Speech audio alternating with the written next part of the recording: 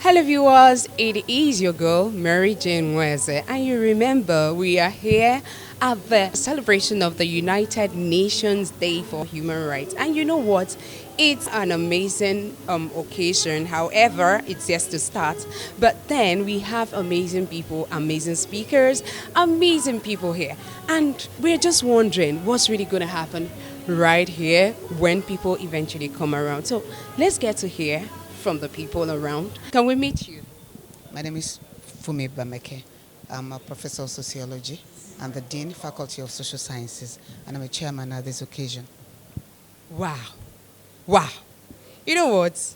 When I hear these introductions, I always feel like intimidated. But Mama, I'm not going to be intimidated, because I have a very big person right here close to me. However, she has, as a dean of the Faculty of Social Science, she has a lot to tell us about human rights. When we're talking about human rights, what do we really mean by human rights? Human rights? When we talk about human rights, we're actually talking about some moral principles that guide the existence of human beings. But these rights are not just flying around there.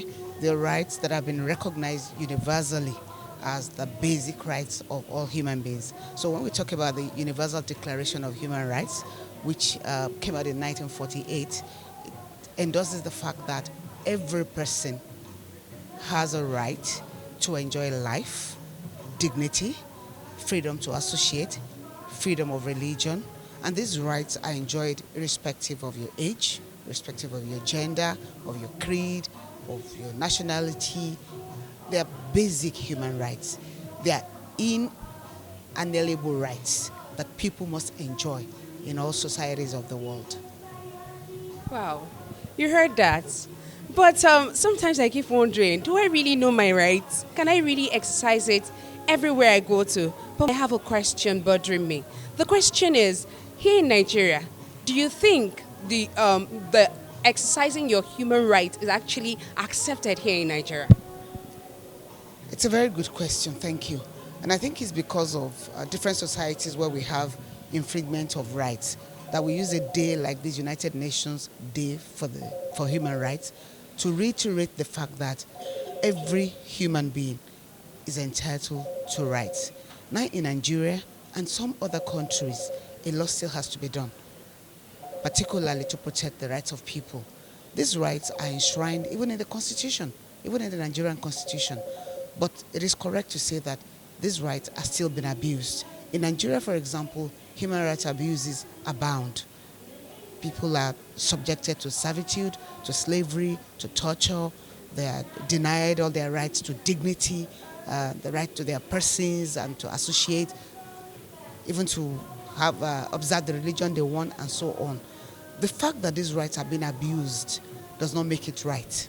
And it's not because the Constitution of Nigeria does not recognize these rights. These rights are inalienable rights and they are recognized by the Constitution.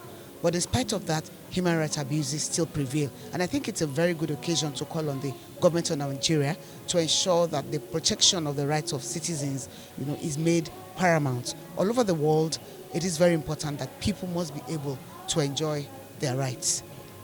What do you hope to see in this program? What do you hope to see physically? Well, this particular program is a delight to behold because of the theme. It talks about the youth and fundamentals of human rights.